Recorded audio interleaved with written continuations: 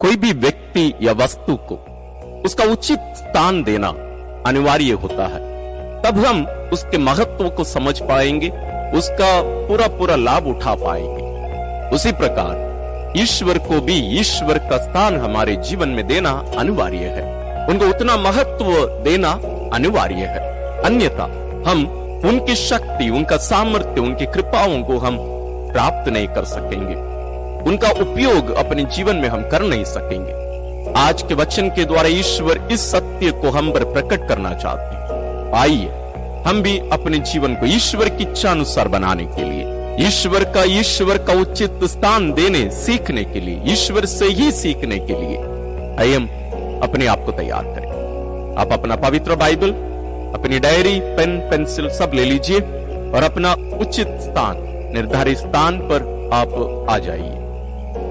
अपने आप को तैयार करने के लिए सबसे पहले अपनी आंखें बंद करें और अपने आप को ईश्वर की उपस्थिति में रखें, क्योंकि हम ईश्वर से बात करने, ईश्वर से सीखने, ईश्वर से समझने के लिए हम उपस्थित हैं। इसलिए यह निर्णायक है, अनिवार्य है कि हम उनकी उपस्थिति में रहें। तो आइए हम प्रारंभ करें। पिता और पुत्र और पवित्र आत्मा के नाम पर आमीन।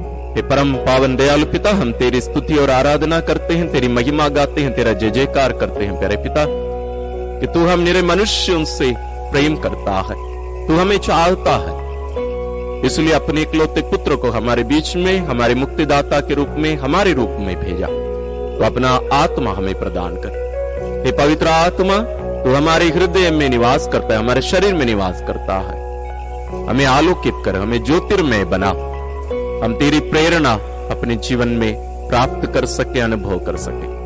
हे प्रभु यीशु ख्रिस्त, हमें कृपा दीजिए कि हम आपके सत्य को जान सके, आपको हम पहचान सके, आपको हमारे जीवन में उचित स्थान देकर आपकी शक्ति सामर्थ्य अपने जीवन में अनुभव करने, प्राप्त करने और उसका पूरा पूरा लाभ उठाने की कृपा, शक्ति, सामर्थ्य हम सबों को प्रदान करें। एक हमारी प्यारी मां मरियम और सभी संतों, स्वर्गदूतों हमारी सहायता करिए, हमारे लिए प्रार्थना करिए। हम यह प्रार्थना करते हैं अपने प्रभु ख्रिस्त के द्वारा, आमीन। आज के मनन चिंतन के लिए जो पाठ हम लिए हैं वो है संत लूकास रचित सुसमाचार अध्याय 4 पद संख्या 22 से 30। The gospel according to Saint Luke chapter 4 verses from 22 to 30। सब उनकी प्रशंसा करते रहे, वे उनके मनोहर शब्द सुनकर अचंभे में पड़ जाते और कहते थे, क्या यह यूसुफ का बेटा नहीं है? ईसा ने उनसे कहा, तुम लोग निश्चय ही मुझे यह कहावत सुना दोगे, वैद्य अपना ही इलाज करो। कफरनहूम में जो कुछ हुआ है हमने उसके बारे में सुना है, वह सब अपनी मातृभूमि में भी कर दिखाइए। फिर ईसा ने कहा, मैं तुमसे यह कहता हूं, अपनी मातृभूमि में नबी का स्वागत नहीं होता।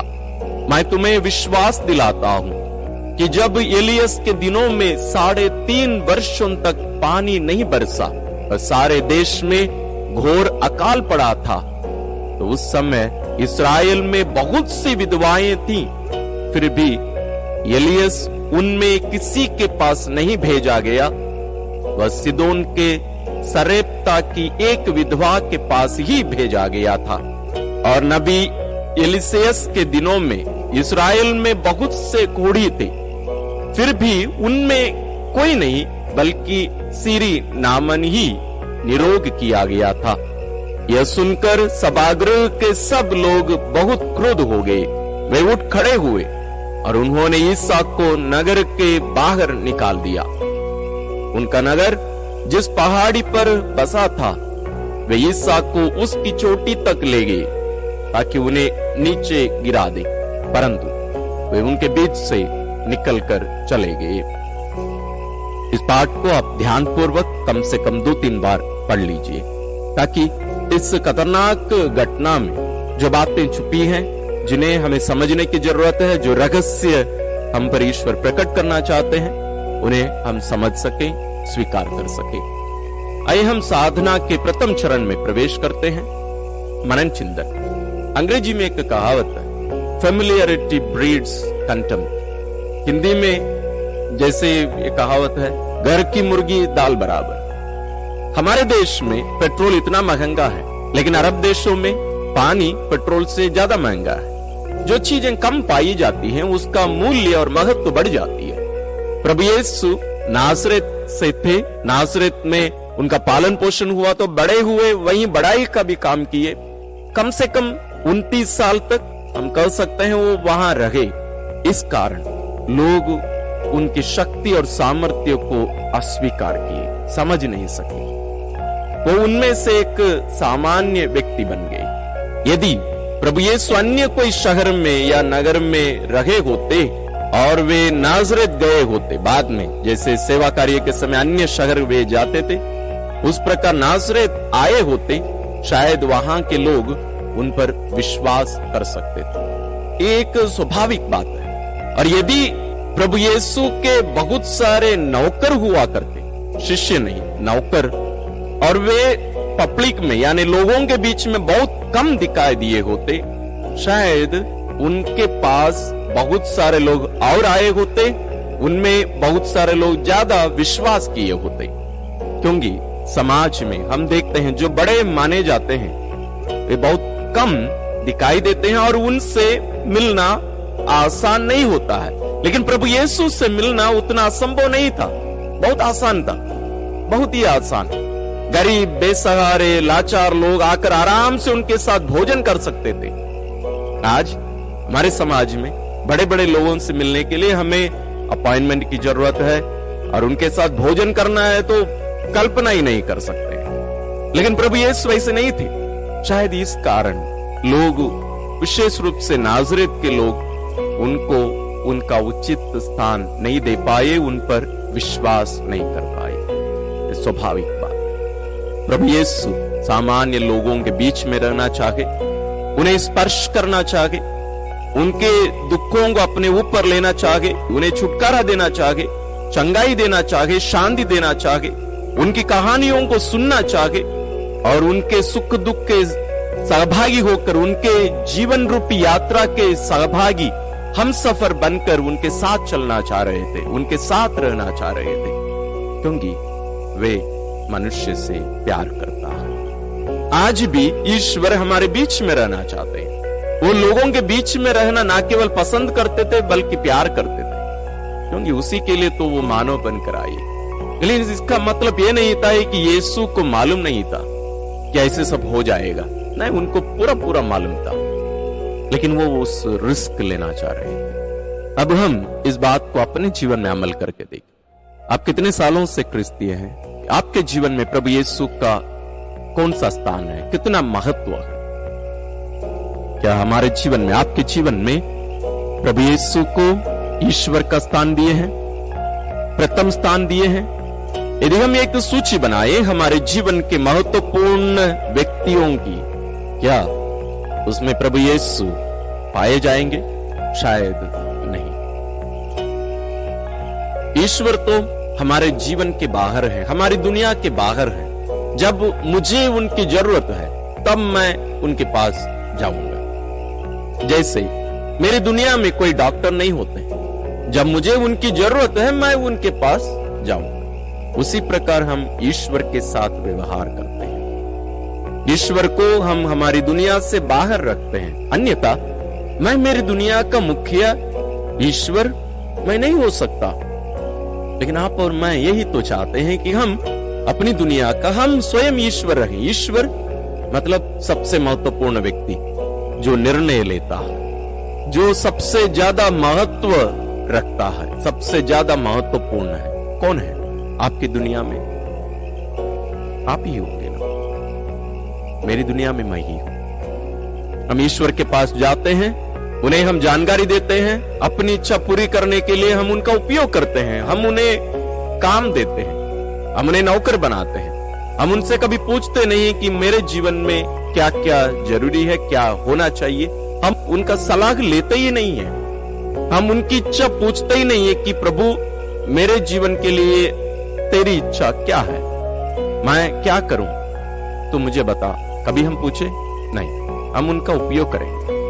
प्रभु यीशु को देखिए, आज प्रभु यीशु हमारे सामने है। हमारे लिए जैसे प्रभु यीशु नासरेत के प्रभु मानव शरीर में 2000 साल पहले थे, वही यीशु उतनी ही सच्चाई में, उतनी वास्तविकता में, उतनी ही पूर्ण रूप से पवित्र यूकरिस्त बनकर रोटी के रूप में हमारे बीच में निवास करते हैं, उपस्थित है। पवित्र यूकरिस्त का आपके जीवन में क्या महत्व है? हम पवित्र यूकरिस्त के लिए कितना तैयारी करते हैं? हम कितनी आशा के साथ आते हैं, कितनी तैयारी के साथ आते हैं? हम उसके लिए किन किन चीजों को त्यागने के लिए तैयार होते हैं, या पवित्र यूकरिस्त को ही हम त्याग लेते हैं? हम बहुत सारे लोग ऐसे हैं, जब हम फ्री होते हैं, रविवार के दिन छुट्टी है, काम पे नहीं जाना है, स्कूल नहीं जाना है, कॉलेज नहीं जाना है, तो हम मिस्सा में चले जाएंगे। मान लीजिए संडे के दिन आपका कोई काम आ गया, आपका दोस्त आपको बुलाया, या आपको कोई मीटिंग में जाना है, कहीं घूमने जाना है, आप क्या निर्णय लेते हैं? वही है आज हम जो नासरेत के लोग किए, आज हम प्रभु यीशु के साथ करते हैं। हम जरूर उन्हें दोष देते होंगे कि इस्राएली या नासरेत के लोग ऐसे प्रभु यीशु के साथ कैसे व्यवहार किए।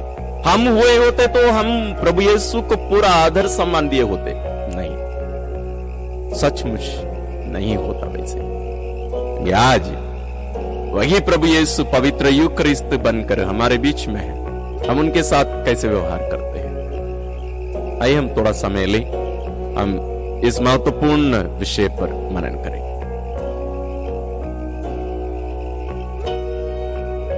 हम साधना के दूसरे चरण में प्रवेश करते हैं, प्रत्युत्तर। हे प्रभु यीशु, यदि मैं सच कहूं, मेरे जीवन में भी बहुत सारी समस्या है, परेशानियां हैं। हमारे जीवन में पारिवारिक समस्याएं, व्यक्तिगत जीवन की समस्याएं, समाज की समस्याएं हैं, कलीसिया की समस्याएं हैं, और मैं जानता हूं कि तू हमारे जीवन की इन समस्याओं के बीच में हमसे मिलना चाहता है। और मैं यह भी जानता हूं कि इनमें से बहुत सारे दुख, परेशानियां ना तो जरूरी है, ना ये लाभदायक है, और ना तू इनको चाहता है। कुछ परेशानियों को तू होने देता है जो हमारे लिए अनिवार्य है, हमारे लिए लाभदायी है, और तू उनको चाहता भी है, क्योंकि उनके द्वारा हमारे जीवन में कुछ अच्छाई हो सकती है। हे प्रभु, मुझे इन दोनों के बीच की फर्क को, अंदर को जाने की कृपा मुझे दे, ताकि मैं तेरी शांति में जीवन यापन कर सकूं। मैं एक खालीपन में पड़े रहकर अपने जीवन को एक मशीन के रूप में नहीं जीना चाहता हूं, और मैं कभी भी ये नहीं चाहता है कि तेरे प्रति मेरा विश्वास और प्रेम कभी कम हो जाए या खत्म हो जाए। लेकिन मैं चाहता हूं कि ये हर दिन आगे बढ़ते जाए, मेरा विश्वास और मजबूत होता जाए, तेरे लिए मेरा प्रेम और भी बढ़ता जाए, गहरा होता जाए। और प्रभु, मैं उन सभी भाई बहनों के लिए भी तुझसे आज प्रार्थना करना चाहता हूं जो अपने जीवन को ऐसे ही जी रहे हैं, स्वार्थ में पड़े होकर, मरे हुए लोगों के समान मशीन के रूप में ऐसे ही जी रहे हूं। मैं उनके लिए प्रार्थना करता हूं, और मैं सभी पुरोहितों और धर्मसंघीय जीवन जीने वालों के लिए भी मैं तुझसे आज प्रार्थना करना चाहता हूं। उन्हें भी संभालने की कृपा कर, उनके प्रेम को और भी ताजा कर और भी गहरा कर, उनके हृदय को अपने ओर आकर्षित कर, उन्हें तेरे प्रेम में, तेरे विश्वास में सदा बने रहने की कृपा, शक्ति, सामर्थ्य प्रदान कर। प्रिय भाई और बहनों, आइए इन बातों के साथ साथ आपके मन में जो अन्य बातें उठ रही हैं, भावनाएं उठ रहे हैं, उन सबको प्रभु पर प्रकट करिए। हम आज के साधना के तीसरे चरण में प्रवेश करते हैं। हे प्रभु यीशु ख्रिस्त, कैथोलिक विश्वास के रूप में तू मेरे जीवन में या मुझे एक विशेष अनुग्रह प्रदान किए हैं। ये मेरे जीवन का खजाना है। तू मुझे सिखा कि मैं इसको दूसरों के साथ कैसे शेयर करूं। और बहुत बार मैं ये नहीं जानता हूं कि कब बात करना है और कब बात नहीं करना चाहिए। और मैं ये भी नहीं जानता है कि दूसरे लोग क्या सोच रहे हैं, उनके जीवन में क्या चल रहा है। लेकिन तू जानता है, तू जानता है कि हर व्यक्ति की जरूरत क्या है, हर व्यक्ति की जरूरत तू जानता है, तुझसे कुछ भी छुपा नहीं है। इसलिए प्रभु, मुझे मार्ग दिखा, मुझे धैर्य दे, मुझे वो सामर्थ्य दे, मुझे सरलता प्रदान कर और मुझे तेरी शांति का साधन बना। मैं तेरे अनुग्रह, तेरे प्रेम और तेरी इच्छा का एक साधन बन जाऊं, ये कृपा मुझे प्रदान कर। आइए हम भी अपने मन में उठने वाली इन प्रार्थनाओं को, भावनाओं को प्रभु पर प्रकट करें। हम साधना के चौथे चरण में प्रवेश करते हैं, निर्णय और संकल्प लेने का समय। हमारे जीवन में आज की इस घटना पर आधारित बहुत सारे निर्णय हम ले सकते हैं, विशेष रूप से पवित्र यूकरिस्त से संबंधित, ईश्वर के वचन पर संबंधित, हमारे कैथोलिक विश्वास से संबंधित, दूसरों के लिए सेवा करने के बारे में और प्रभु यीशु के लिए हमारे जीवन में जो स्थान है, ईश्वर के लिए जो स्थान है, उसके बारे में अब इन पर थोड़ा समय निकालकर विचार करिए, निर्णय लीजिए, संकल्प लीजिए, उनको अपनी डायरी में लिखना मत भूलिए और अपने आप को प्रार्थना के लिए तैयार करिए। आइए हम प्रार्थना करें। हे परम पावन दयावान पिता, हम तेरी स्तुति और आराधना करते हैं, तुझे धन्यवाद देते हैं, तेरी महिमा गाते हैं आज के इस विशेष अवसर के लिए। तो हमें अपने पास आज एकत्रित करके हमारे जीवन में तेरी महत्व को आज समझाया, हमें बताया है कि तू कितना हमसे प्यार करता है और तू कितना चाहता है कि हम अपने जीवन में तुझे विशेष स्थान, तेरा उचित स्थान हम अपने जीवन में तुझे दे सके। हमें कृपा दीजिए कि हम पवित्र आत्मा की प्रेरणा को नजरअंदाज नहीं करते हुए, उनकी प्रेरणा को स्वीकार करके उस पर चलने की कृपा, शक्ति, सामर्थ्य हमें प्रदान करिए। ये पवित्र आत्मा ईश्वर तो हमारे शरीर में, हमारे जीवन में, हमारे हृदय में निवास करता है। हमें कृपा दे कि हम तुझे उचित स्थान, आदर, सम्मान, प्रेम, विश्वास तेरे प्रति प्रकट कर सके। हमें कृपा दे। हे प्रभु यीशु क्रिस्त, हम तुझसे माफी मांगना चाहते हैं, विशेष रूप से जो अनादर, जो अविश्वास हम तेरे प्रति प्रकट करते हैं, विशेष रूप से पवित्र यूकरिस्त के प्रति हम इसके द्वारा तुझे दुख दिए हैं। हमें कृपा दे कि हम तुझ पर दृढ़ भरोसा, विश्वास कर सके। हमें कृपा दे कि हम हमारे जीवन में आपको उचित स्थान देकर, आपकी शक्ति, सामर्थ्य पूर्ण रूप से ग्रहण करके, प्राप्त करके अपने जीवन को आपकी इच्छा अनुसार जीने वाली पिता की सच्ची संतान बन सके। और प्यारे प्रभु जी, उन सभी लोगों को भी तेरे चरणों में हम लाते हैं जिनके जीवन में बहुत सारी समस्याएं, परेशानियां हैं। उन सबों को विशेष रूप से उनकी परेशानियों के बीच में उनसे मिलने की कृपा कर, तेरे स्पर्श को, तेरी उपस्थिति को वे सभी भी अनुभव कर सके, समझ सके और तेरे हाथों में अपना जीवन अर्पित करके तेरे प्रेम को, तेरी शांति को अनुभव कर सके। एक हमारी प्यारी मां मरियम और सभी संतों, स्वर्गदूतों हमारे लिए प्रार्थना करिए। हम ये प्रार्थना करते हैं अपने प्रभु क्रिस्त के द्वारा, आमीन।